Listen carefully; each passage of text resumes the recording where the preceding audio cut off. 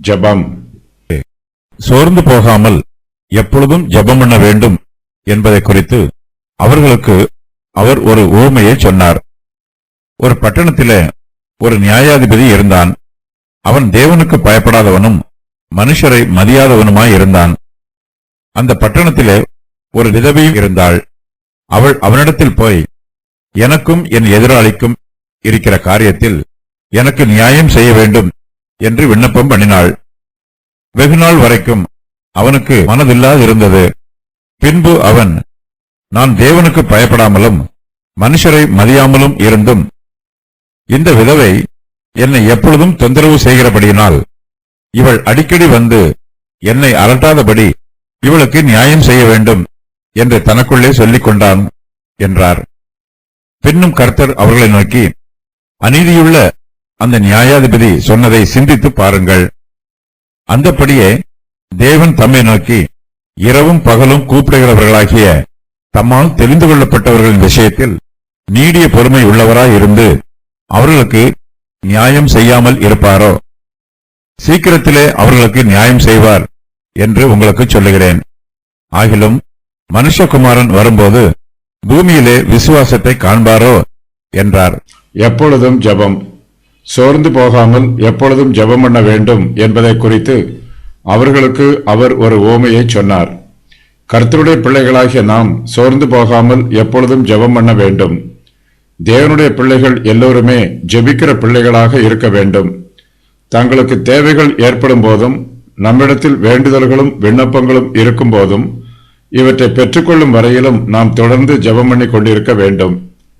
தேவனுடைய சமூகத்திற்கு வந்து ஜெபிப்பது நமக்கு கிடைத்திருக்கும் சிலாக்கியமாகும். ஜெபிப்பது நமது கடமை. தேவனிடத்தில் நாம் கட்டாயம் ஜெபித்தே ஆக வேண்டும். ஒரு வேலையை தொடர்ந்து செய்வது போல நாம் தொடர்ந்து ஜெபித்துக் கொண்டிருக்க வேண்டும். ஆகையினால்தான் இயேசு கிறிஸ்து நம்மிடம் எப்பொழுதும் ஜெபம் பண்ணுங்கள் என்றும் ஜெபத்தில் சோர்ந்து போகாதிருங்கள் என்றும் கூறுகிறார். நம்முடைய வேண்டுதல்களையும் விண்ணப்பங்களையும் கர்த்தரிடத்தில் ஏறெடுக்கும் போது அவற்றை பெற்றுக்கொள்கிற வரையிலும் நம்முடைய ஜெபத்தை நிறுத்திவிடக்கூடாது. ஜெபத்திற்கு அடுத்ததாக கர்த்தருடைய சமூகத்தில் நாம் கேட்டதை பெற்றுக்கொள்வதும் அதற்கு அடுத்தபடியாக அதற்காக நாம் கர்த்தரை துதிப்பதும் தொடர்ந்து நடைபெற வேண்டும். நம்முடைய ஆவிக்குரிய ஜீவியத்தில் ஜெபமும் துதியும் இடைவிடாமல் தொடர்ந்து ஏறெடுக்கப்பட வேண்டும்.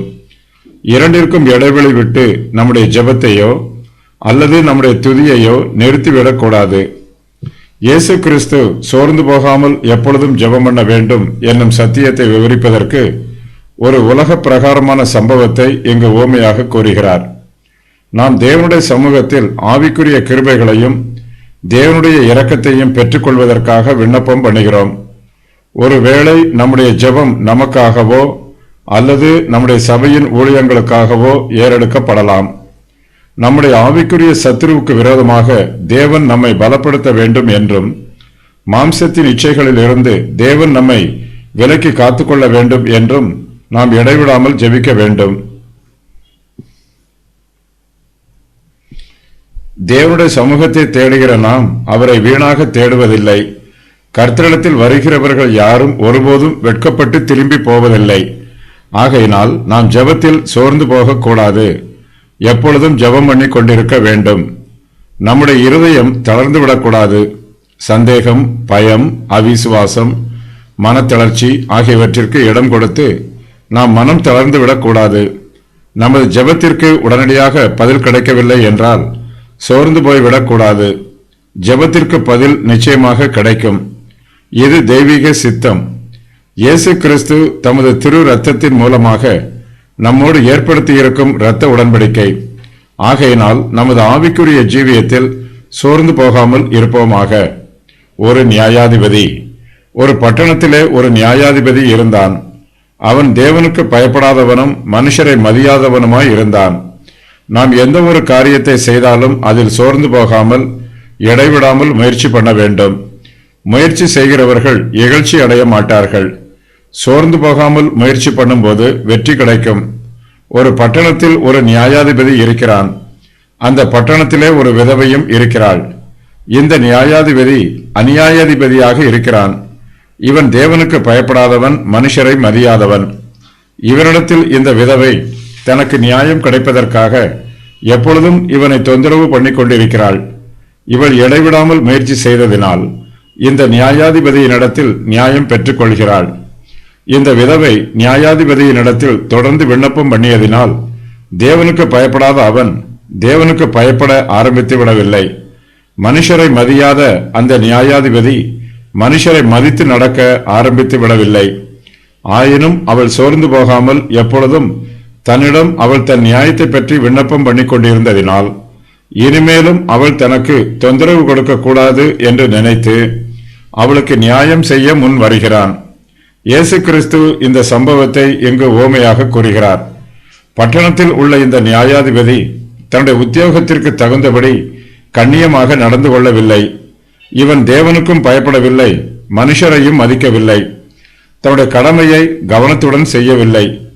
தேவனுக்குரிய கடமையையும் மனுஷருக்குரிய கடமையையும் செய்யாமல் இவன் சோம்பேறியாக இருக்கிறான். தேவ பயம் என்றால் என்ன என்பதே இவனுக்கு புரியவில்லை. மனுஷரை மதிக்க வேண்டும் என்னும் அடிப்படை மனிதாபிமானம் கூட இவனிடத்தில் காணப்படவில்லை.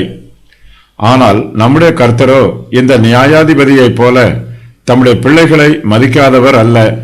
அவருடைய பார்வையில் நாம் விசேஷித்தவர்களாக இருக்கிறோம். தேவ பயம் இல்லாதவர்கள் தேவனுடைய சிருஷ்டிகளாகிய மனுஷரிடத்திலும் அன்பில்லாதவர்களாகவே இருப்பார்கள். தேவ பயம் இல்லாதவர்களிடத்தில் நற்கிரியைகளை எதிர்பார்க்க முடியாது. தேவ பயமும் மனுஷரை மதியாத குணமும் சாதாரண மனுஷனுக்கே தகாது.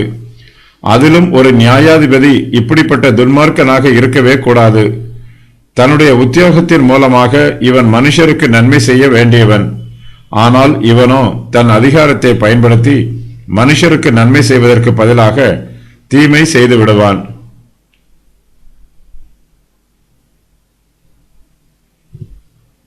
ஒரு விதவை. அந்த பட்டணத்திலே ஒரு விதவையும் இருந்தாள். அவள் அவனிடத்தில் போய், எனக்கும் என் எதிராளிக்கும் இருக்கிற காரியத்தில் எனக்கு நியாயம் செய்ய வேண்டும் என்று விண்ணப்பம் பண்ணினாள். நியாயாதிபதி இருக்கும் இதே பட்டணத்தில் ஒரு விதவையும் இருக்கிறாள். இவளுக்கு எதிராக யாரோ பிரச்சனை செய்திருக்கிறார்கள். இவளுடைய பக்கத்தில் நீதி இருக்கிறது. தன்னுடைய வழக்கை விசாரித்து தனக்கு நீதி கிடைக்க உதவி புரியுமாறு இவள் இந்த நியாயாதிபதியினிடத்தில் விண்ணப்பம் பண்ணுகிறாள். நியாயாதிபதியினிடத்தில் விண்ணப்பம் பண்ணுகிறவர்கள் பொதுவாக முறைப்படி நியாயமன்றத்தின் வழியாகத்தான் வழக்காட வேண்டும். நியாய விசாரணைக்கென்று ஒரு சில ஒழுங்குமுறைகள் உள்ளன. ஆனால் இந்த விதவை நியாய விசாரணை ஒழுங்குமுறை எதையும் பின்பற்றாமல் தன் நியாயாதிபதியை எப்பொழுதும் தொந்தரவு செய்து கொண்டிருக்கிறாள். தனக்கும் தன் எதிராளிக்கும் இருக்கிற காரியத்தில் தனக்கு நியாயம் செய்ய வேண்டும் என்று இந்த விதவை தன் பட்டணத்தில் உள்ள நியாயாதிபதியினிடத்தில் அனுதினமும் விண்ணப்பம் பண்ணுகிறாள். பரிதாபமாக கெஞ்சுகிறாள். நியாயாதிபதிகள் விதவைகளை ஒடுக்கக்கூடாது. ஒடுக்கிறவர்களுடைய கைகளுக்கு பாதிக்கப்பட்டவர்களை தப்புவிக்க வேண்டும். நியாயாதிபதிகள் ஒடுக்கப்பட்டவனை ஆதரித்து திக்கற்ற பிள்ளையின் நியாயத்தையும் விதவையின் வழக்கையும் விசாரிக்க வேண்டும். பரிசுத்த வேதாகமத்தில் 84 இடங்களில் விதவைகளை பற்றிய குறிப்பு காணப்படுகிறது. 15 இடங்களில் பெற்றோர் இல்லாதவர் விதவை என்று அழைக்கப்பட்டிருக்கிறார்கள். இவர்கள் நியாயப்பிரமாணத்தின் பிரகாரம் பராமரிக்கப்பட்டு வந்தார்கள். தேவனுடைய விசேஷித்த பராமரிப்பும் விதவைகளுக்கு எப்போதும் உள்ளது. விதவைகளை ஒடுக்கியதற்காக தீர்க்கதரிசிகள் இஸ்ரவேல் புத்திரரை கடிந்து கொண்டார்கள். பரிசேயர் விதவைகளை ஒடுக்கினார்கள். இதற்காக இயேசு அவர்களை கடிந்து கொண்டார். விதவைகளை குறித்த காரியத்தில் சபைகளுக்கு அறிவுரைகள் கொடுக்கப்பட்டுள்ளன. விதவைகளை குறித்த பொருத்தனைகள் ஆசாரியரின் குமாரத்திகளை அவர்களுடைய பெற்றோர் பராமரிக்க வேண்டும். ஆசாரியர் விதவைகளை திருமணம் செய்யக்கூடாது. ஒரு சகோதரன் விதவையாக இருக்கும் தன்னுடைய சகோதரனின் மனைவியை திருமணம் செய்து தங்களுடைய குடும்பத்தின் சுதந்திரத்தை காத்துக்கொள்ள வேண்டும். ஆதி திருச்சபையில் முதலாவது பிரச்சனை விதவைகள் விசாரிப்பது தொடர்பாகவே எழுந்தது. வேதாகமத்தில் குறிப்பிடப்பட்டிருக்கும் விதவைகள்: தாமார், நகோமி, ஓர்பாள், ரூத், தெக்கோவா, ஈராமின் தாயார், செருபாள், சாரிபாத் ஊரில் உள்ள விதவை, தீர்க்கதரிசியின் மனைவி, அன்னாள், ஏழை விதவை, நாயின் ஊர் விதவை, விடாமுயற்சியோடு தொடர்ந்து விண்ணப்பம் பண்ணிய விதவை, தபித்தாள் அல்லது தொற்காள். அந்த விதவை நியாயாதிபதி இடத்தில் நீடிய பொறுமையோடு தொடர்ந்து போய் தன்னுடைய வழக்கை குறித்து பேசி தனக்கு நியாயம் பண்ண வேண்டும் என்று விண்ணப்பம் பண்ணுகிறாள். அவளுடைய நீடிய பொறுமையும் விடாமுயற்சியும் அவளுக்கு வெற்றியை தேடி தந்தது. எப்பொழுதும் தொந்தரவு. இந்த விதவை தன்னுடைய வழக்கை நியாயாதிபதியிடம் ஏற்கனவே கூறிவிட்டாள். தனக்கும் தன் எதிராளிக்கும் இருக்கிற காரியத்தில் தனக்கு நியாயம் செய்ய வேண்டும் என்று ஏற்கனவே விண்ணப்பம் பண்ணியிருக்கிறாள். ஆனால் இந்த நியாயாதிபதியோ இவளுடைய வழக்கை விசாரியாமல் இவளுக்கு நியாயம் செய்யாமல் காலதாமதம் பண்ணி வருகிறான். வெகுநாள் வரைக்கும் இவளுக்கு நியாயம் செய்ய அந்த நியாயாதிபதிக்கு மனதில்லாமல் போயிற்று. இந்த நியாயாதிபதி மனுஷரை மதியாதவன், தேவனுக்கு பயப்படாதவன். தன்னுடைய சுபாவத்தின்படி இவன் இந்த விதவைக்கு உதவி செய்ய மனதில்லாதவனாக அவளுக்கு நியாயம் செய்யாமல் சும்மா இருக்கிறான். ஒருவேளை இந்த விதவை தனக்கு லஞ்சம் கொடுப்பாள் என்று எதிர்பார்த்து வழக்கை விசாரிப்பதில் காலதாமதம் செய்திருக்கலாம். ஆனால் இந்த விதவைக்கோ லஞ்சம் கொடுக்கவும் பண வசதி இல்லை. என்றாலும் தன்னுடைய முயற்சியில் இவள் சோர்ந்து போய் விடவில்லை. அந்த நியாயாதிபதியை அனுதினமும் பார்த்து தனக்கு நியாயம் செய்ய வேண்டும் என்று விண்ணப்பம் பண்ணிக் கொண்டிருக்கிறாள். இந்த விதவை அந்த பட்டணத்து நியாயாதிபதியை எப்பொழுதும் தொந்தரவு செய்து கொண்டிருக்கிறாள். இவனோ அநீதியுள்ள நியாயாதிபதி, மனுஷரை மதியாதவன். ஆனால் இப்படிப்பட்ட நியாயாதிபதியை இந்த விதவை எப்பொழுதும் தொந்தரவு பண்ணுகிறாள், இவனை அலட்டுகிறாள். இவள் தொடர்ந்து தன்னை அலட்டுவது நியாயாதிபதிக்கு பிடிக்கவில்லை. ஆகையினால் இவளுக்கு நியாயம் செய்துவிட்டால் இனிமேல் தன்னிடத்தில் வந்து தன்னை தொந்தரவு செய்ய மாட்டாள் என்றும் தன்னை அலட்ட மாட்டாள் என்றும் தனக்குள் தீர்மானம் பண்ணுகிறான். இந்த விதவைக்கு நியாயம் செய்ய வேண்டும் என்று நியாயாதிபதி தனக்குள் தீர்மானம் பண்ணுகிறான். இவளுக்கு உதவி புரியும் எண்ணம் இவனுடைய மனதில் இல்லை. ஆனால் இந்த விதவை தன்னை தொந்தரவு பண்ணுவதை இவனால் சகித்துக் கொள்ள முடியவில்லை. அவளுடைய தொந்தரவில் இருந்து எப்படியாவது விடுதலை பெற வேண்டும் என்று விரும்புகிறான். இந்த வழக்கை விசாரித்து இவளுக்கு நியாயம் செய்கிற வரையிலும் இவள் தன்னை சும்மா விடமாட்டாள் என்பது இவனுக்கு நன்றாக தெரிந்திருக்கிறது. ஆகையினால்தான் இவன் அவளுக்கு நியாயம் செய்ய முன் வருகிறான்.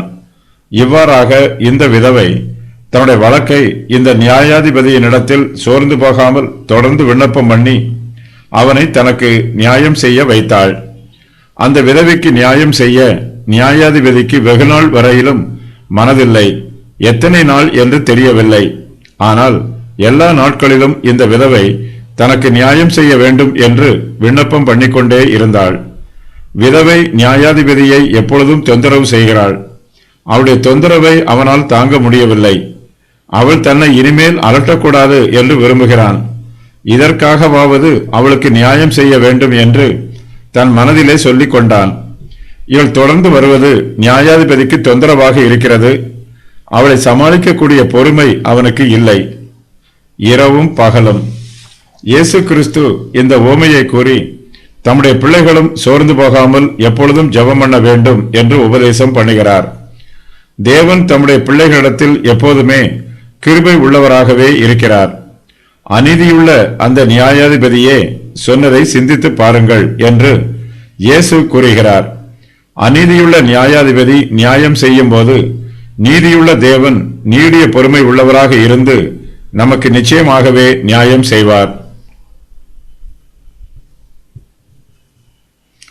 கர்த்தருடைய பிள்ளைகளாகிய நாம் எல்லோருமே அவரால் தெரிந்து கொள்ளப்பட்டவர்கள்.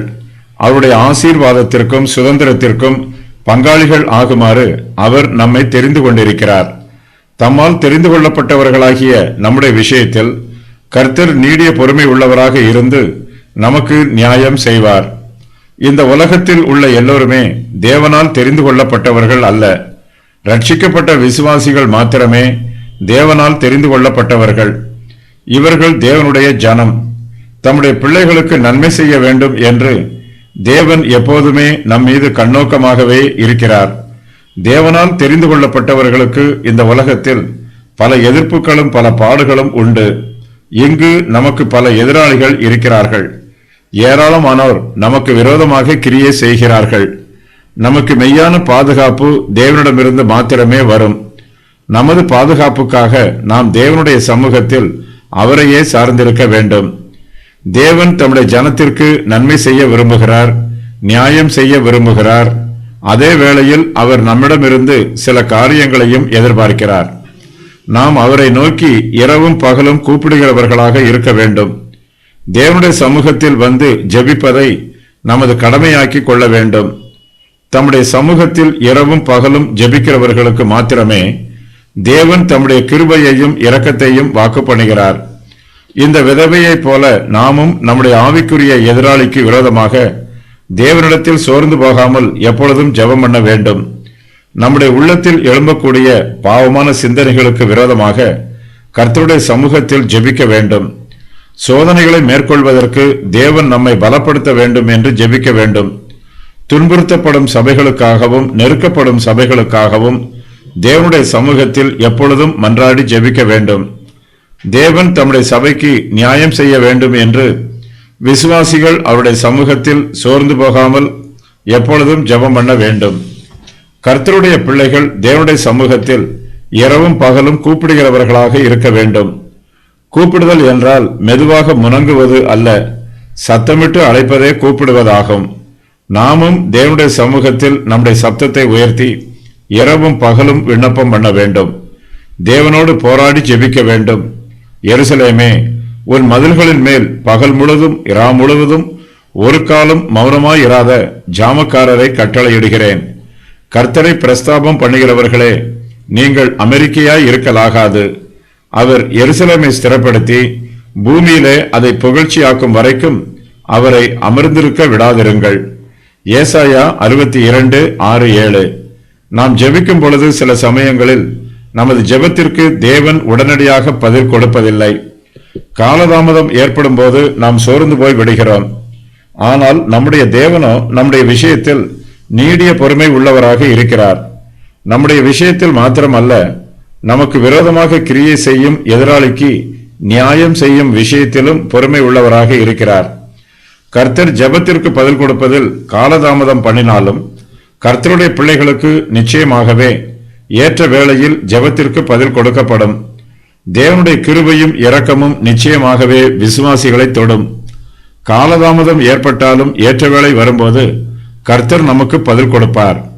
இந்த விதவை தன் நியாயாதிபதியை எப்பொழுதும் தொந்தரவு செய்கிறது போல கர்த்தருடைய பிள்ளைகளாகிய நாமும் ஆண்டவருடைய சமூகத்தில் சோர்ந்து போகாமல் எப்பொழுதும் ஜெபம் பண்ண வேண்டும். நாம் கர்த்தரால் தெரிந்து கொள்ளப்பட்டவர்கள். நம்முடைய ஜெபம் கர்த்தருக்கு ஒருபோதும் தொந்தரவாக இராது. இந்த விதவை பட்டணத்து நியாயாதிபதிக்கு அந்நிய ஸ்திரியாக இருக்கிறாள். ஆனால் நாமோ நம்முடைய தேவனுக்கு அந்நியர் அல்ல. நாம் அவரால் தெரிந்து கொள்ளப்பட்டவர்களாக இருக்கிறோம். அவர் நம்மை அறிந்திருக்கிறார். அவர் நம்மை நேசிக்கிறார். பட்டணத்து நியாயாதிபதியிடம் தன் வழக்கை விசாரித்து தனக்கு நியாயம் செய்ய வேண்டும் என்று இந்த ஒரு ஸ்திரீ மாத்திரமே விண்ணப்பம் பண்ணுகிறாள். நியாயாதிபதிக்கு முன்பாக இவள் தனிமையாக இருக்கிறாள். ஆனால் கர்த்தருடைய சமூகத்தில் ஜெபிக்கும் நாமோ அநேகராக இருக்கிறோம். விசுவாசிகள் எல்லோரும் ஒருமனப்பட்டு ஒன்று கூடி கர்த்தருடைய சமூகத்தில் ஜெபிக்கும் போது நாம் அவருடைய கிருபாசனத்தை முற்றுகையிடுகிறோம். இந்த விதவை நியாயாதிபதியின் இடத்தில் வந்தபோது தூரத்தில் நின்று தன் வழக்கை பேசுகிறாள். இவளுக்கும் நியாயாதிபதிக்கும் இடையில் மிகப்பெரிய இடைவெளி உள்ளது. ஆனால் நமக்கும் நம்முடைய பிதாவாகிய தேவனுக்கும் இடையில் இடைவெளி இல்லை. நெருக்கமான உறவு இருக்கிறது. நாம் அவருடைய சமூகத்தில் தைரியமாக பிரவேசிக்கும் சிலாக்கியத்தை பெற்றிருக்கிறோம். இந்த விதவை அநீதியுள்ள அந்த நியாயாதிபதியின் இடத்தில் வந்திருக்கிறாள். ஆனால் நம்முடைய பிதாவாகிய தேவனோ நீதியுள்ளவர். தன்னுடைய சொந்த வழக்கை விசாரித்து தனக்கு நியாயம் செய்ய வேண்டும் என்று இந்த விதவை நியாயாதிபதியின் இடத்தில் வந்திருக்கிறாள். நியாயாதிபதி மனுஷரை மதியாதவனாக இருந்த போதிலும் எப்படியாவது தனக்கு நியாயம் கிடைக்க வேண்டும் என்று இவள் எதிர்பார்த்து அவனிடம் மன்றாடுகிறாள். ஆனால் தேவனுடைய சமூகத்தில் நாம் விண்ணப்பம் பண்ணும்போது நம் மீது பிரியமுள்ள தேவன் நம்முடைய நன்மைகளை விசாரிப்பதில் சித்தமுள்ளவராகவும் ஆர்வமுள்ளவராகவும் இருக்கிறார். நாம் அவரிடத்தில் வேண்டிக் கொள்வதற்கு முன்பாகவே நம்முடைய தேவைகளை தேவன் தெரிந்து வைத்திருக்கிறார். நாம் வேண்டிக் கொள்வதற்கும் விண்ணப்பம் பண்ணுவதற்கும் நினைப்பதற்கும் அதிகமாக நம்முடைய தேவன் நமக்கு நன்மை செய்கிறவர். இந்த விதவை நியாயாதிபதியினிடத்தில் தன்னுடைய வழக்கை விண்ணப்பம் பண்ணிய போது இவளுக்கு உதவி புரிய சிநேகிதர் யாரும் இல்லை. இவளுக்காக பரிந்து பேசுவதற்கு யாரும் முன்வரவில்லை. தன்னுடைய காரியத்தை தானே பேசுகிறாள். இவளுக்காக பரிந்து பேச ஒருவர் கூட இல்லை. ஆனால் நம்முடைய பிதாவின் சமூகத்தில் நமக்காக பரிந்து பேசும் நம்முடைய கர்த்தராகிய இயேசு கிறிஸ்து நமக்கு உதவி செய்கிறார். இந்த விதவை நியாயாதிபதியினிடத்தில் தன் வழக்கை விண்ணப்பம் பண்ணும்போது அவன் கேட்டும் கேளாதவன் போல் இருக்கிறான். சோர்ந்து போகும் நேரத்தில் இவளுக்கு உற்சாகப்படுத்த ஒருவரும் இல்லை. வேறு வழியில்லாமல் தனக்கு எப்படியாவது நியாயம் கிடைக்க வேண்டுமே என்னும் எண்ணத்தில் இவள் நியாயாதிபதியின் சமூகத்தில் காத்து கிடக்கிறாள். ஆனால் தேவனுடைய சமூகத்தில் நாம் விண்ணப்பம் பண்ணும்போது அவருடைய வாக்குத்தத்தங்கள் நம்மை உற்சாகப்படுத்துகிறது. கர்த்தர் தம்முடைய பிள்ளைகளுக்காக வேதாகமத்தில் ஏராளமான வாக்குத்தத்தங்களை கூறியிருக்கிறார். இந்த வாக்குத்தத்தங்கள் எல்லாம் நமக்கே உரியவை. இவற்றை பெற்றுக்கொள்வதற்காக தேவன் நம்மை தெரிந்தெடுத்திருக்கிறார். இந்த விதவை தன் நியாயாதிபதியை எப்போது வேண்டுமானாலும் பார்க்க முடியாது. பார்வையாளர்கள் அந்த நியாயாதிபதியை பார்ப்பதற்கு அனுமதிக்கப்படும் வேளையில் மாத்திரமே அவளால் அவரை பார்க்க முடியும். ஆனால் கர்த்தருடைய சமூகத்தில் அவருடைய பிள்ளைகளாகிய நாம் எப்போது வேண்டுமானாலும் போகலாம். இரவும் பகலும் அவரை நோக்கி கூப்பிடலாம். இந்த விதவை தனக்கு நியாயம் செய்ய வேண்டும் என்று ஒவ்வொரு நாளும் நியாயாதிபதியினிடத்தில் கேட்பது அவனுக்கு தொந்தரவாக இருக்கிறது. இவள் தன்னை அலட்டுவதாக நினைக்கிறான். ஆனால் நாம் கர்த்தருடைய சமூகத்தில் சோர்ந்து போகாமல் எப்பொழுதும் ஜெபம் பண்ணுவது தேவனை பிரியப்படுத்துகிறது. தேவனுடைய சமூகத்திற்கு போகும்போதே நாம் கேட்டதை பெற்றுக்கொள்வோம் என்னும் நம்பிக்கையோடு போகலாம். ஜெப வேளை விசுவாசிகளுக்கு சந்தோஷமான வேளை. கர்த்தருடைய சமூகத்தில் அமர்ந்திருப்பது விசுவாசிகளுக்கு ஆறுதலை அளிக்கும் வேளை. ஜெபத்தில் கர்த்தருக்காக காத்திருக்கும் போது விசுவாசிகள் சில வேளைகளில் களைப்படைந்து விடலாம், சோர்வடைந்து விடலாம். ஆகையினால்தான் இயேசு கிறிஸ்து மனுஷகுமாரன் வரும்போது பூமியிலே விசுவாசத்தை காண்பாரோ என்று கூறுகிறார். இயேசு கிறிஸ்து இந்த பூமிக்கு மறுபடியும் வரும்போது இங்கு அவர் விசுவாசத்தை காண்பாரா என்றும் இந்த வாக்கியத்திற்கு வியாக்கியானம் கூறலாம். இயேசு கிறிஸ்துவின் இந்த கேள்விக்கு மனுஷகுமாரன் வரும்போது பூமியிலே விசுவாசத்தை காண மாட்டார் என்றுதான் பதில் கூற வேண்டும். இயேசு கிறிஸ்துவும் தமது கேள்விக்கு உரிய பதிலை முன் அறிவித்திருக்கிறார். தம்முடைய பிள்ளைகளிடத்தில் இயேசு கிறிஸ்து எதிர்பார்க்கும் மிகப்பெரிய காரியம் அவர்களுடைய விசுவாசமே. தம்முடைய பிள்ளைகள் நீதிமான்களாக இருப்பார்களா என்றோ அல்லது அவர்கள் கள்ளம் கபடம் இல்லாதவர்களாக இருப்பார்களோ என்றோ அவர் பார்க்க மாட்டார். அவர் தம் பிள்ளைகளிடத்தில் விசுவாசத்தையே பார்க்க வேண்டும் என்று விரும்புகிறார். நம்மிடத்தில் சிறிதளவு விசுவாசம் இருந்தாலும் அதையும் அவர் பார்ப்பார். கடுகு விதையளவு விசுவாசத்தினால் நாம் பெரிய காரியங்களையும் செய்வதற்கு வாய்ப்புள்ளது. மனுஷகுமாரன் இந்த பூமிக்கு வரும்போது மனுஷருடைய விசுவாசம் குறைந்து போகும். தேவ பிள்ளைகளிடத்தில் அற்ப விசுவாசம் மாத்திரமே காணப்படும். நல்லவர்கள் ஒரு சிலர் மாத்திரமே இருப்பார்கள். ஏராளமானோர் தேவ பக்தியின் வேஷத்தை தரித்திருப்பார்கள். ஒரு சிலரிடத்தில் மாத்திரமே உண்மையும் நேர்மையும் விசுவாசமும் காணப்படும். இயேசு கிறிஸ்துவின் வருகையை குறித்து ஒரு சிலர் மாத்திரமே விசுவாசத்தோடு காத்திருப்பார்கள். இயேசு கிறிஸ்துவின் வருகை தாமதப்படுவதனால் துன்மார்க்கர் தங்கள் இருதயத்தில் துணிகரம் கொண்டு இன்னும் அதிகமாக துன்மார்க்கம் பண்ணுவார்கள். இவர்களுடைய இருதயம் கடினப்படும். கிறிஸ்துவின் வருகை தாமதப்படும் போது கர்த்தருடைய பிள்ளைகளும் சோர்ந்து போவார்கள். ஆனாலும் தமக்கு நியமிக்கப்பட்ட ஏற்ற வேளையில் இயேசு கிறிஸ்து இந்த பூமிக்கு மறுபடியும் வருவார். அப்போது தேவனுடைய வாக்குத்தத்தங்கள் அவிசுவாசிகளுக்கு சித்திக்காது. தேவனுடைய பிள்ளைகளோ கர்த்தருடைய வாக்குத்தத்தத்தின் ஆசீர்வாதங்களை பெற்றுக்கொள்வார்கள். அநீதியுள்ள நியாயாதிபதியிடம் விதவை விடாமுயற்சியோடு தொடர்ந்து சென்று தனக்கு நியாயம் கேட்டுக்கொண்டாள்.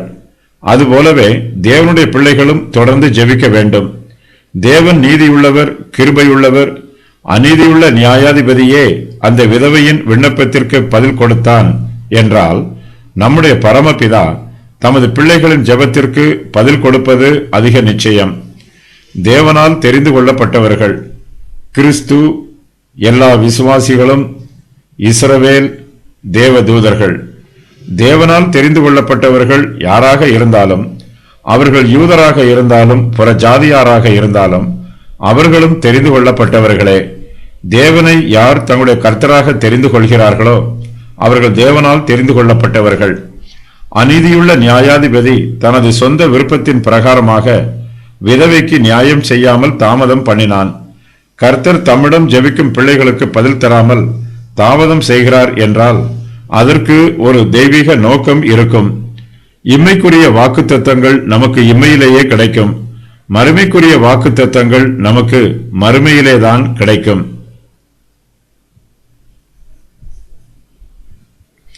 இம்மைக்குரிய வாக்குத்தத்தங்களை நாம் தொடர்ந்து ஜெபித்து பெற்றுக்கொள்ள பழகிக்கொள்ள வேண்டும். மனுஷகுமாரன் வரும்போது பூமியிலே விசுவாசத்தை காண்பாரோ என்பது கடைசி கால விசுவாசத்தை குறிக்கும். இயேசு கிறிஸ்துவின் இரண்டாம் வருகைக்கு முன்பாக அவர் சபையை எடுத்துக்கொள்கிறார். உபத்திரவ காலத்தில் பலவிதமான தேவ தூஷணங்கள் மிகுந்திருக்கும். உபத்திரவ காலத்தில் ரட்சிக்கப்படுகிறவர்களை திரளான ஜனங்கள் கொன்று போடுவார்கள்.